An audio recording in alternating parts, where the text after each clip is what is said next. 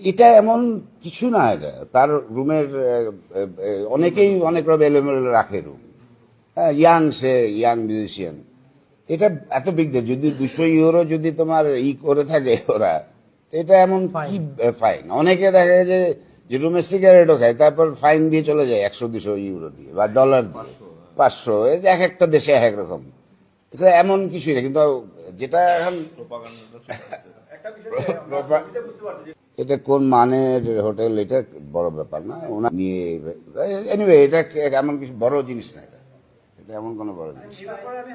এরকম হোটেলে অনেক অনেক সময় অনেক রকমের কেন এটাকে এত বড় করারই করুক না। মানুষের ফোন আছে, 2-4টা লেখুক, যা বাধা দেওয়ার কি আছে?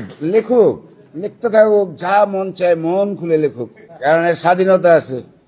সোশ্যাল মিডিয়াতে যে কেউ, তুমি লেখো না, যা মন চাই লিখতে পারো। হ্যাঁ, এটা বড় বড় পলিটিশিয়ানদের মানে বিরুদ্ধেও লেখা হয়।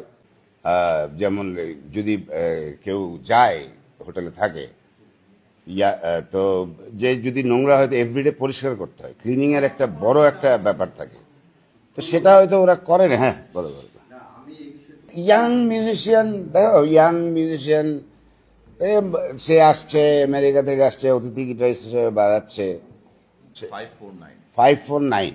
সেখানে আমাদের অতিথি গিটারিস্ট এবং আমার কিবোর্ড যে বাজে ইয়াং ছেলেরা।